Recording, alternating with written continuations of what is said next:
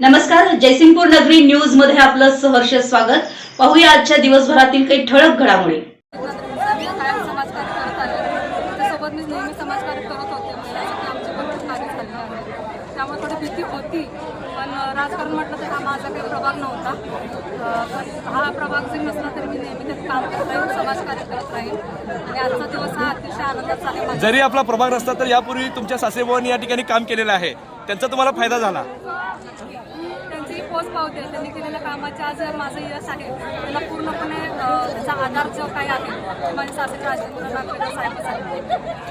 चाच्यांचा खूप मोठा वारसा आहे, तुम्ही कशा पद्धतीनं तो पुढे नेणार? पुढे नेताना सगळ्यात पहिल्यांदा मला नेहमी त्यांचं मार्गदर्शन लागेल आणि ते असतं नेहमी माझ्या पाठीशी। त्यांच्या पावलावर पाऊल टाकण्याचा नक्की मी प्रयत्न करेन आणि जो काही माझा विश्वास दाखवला त्याला पात्र राहण्याचा मी नेहमी प्रयत्न करेन। या पालिकेमध्ये पाहायला गेलं तर सगळ्यात कमी वयाचे नगरसेवक म्हणून आपल्याला पाहिलं जातं आता चालूच्या बॉडीमध्ये।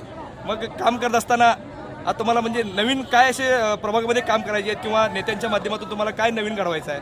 प्रभाग क्रमांक 3 महिला सर्वसाधारण म्हणून माझी जी काही निवड झालेली आहे, तर मला जास्त करून महिलांच्या त्यांच्यावर गोष्टीवर किंवा त्यांच्या समस्यावर कार्य करायला जास्त आवडेल। जे काही महिला आपल्या आहेत ते भरपूर पूर्ण वेगवेगळ्या क्षेत्रात काम करतात, पण त्यांना संधी मिळत नाही किंवा जे काही व्यवसाय करण्याची त्यांना इच्छा आहे पण त्या पुढे येऊ शकत नाही। तर मी सर्वांच्या मार्गदर्शनानंतर त्यांच्या अंडर सर्व काम करण्याचा प्रयत्न नक्की करेन। थँक्यू। आमच्या जयसिंगपूर नगरी न्यूज चॅनलला लाईक करा, सबस्क्राईब करा आणि हो, स्क्रीनवर दिसत असलेला व्हॉट्सअप नंबर तुमच्या मोबाईलमध्ये ऍड करा। पाहत रहा जयसिंगपूर नगरी न्यूज चॅनल।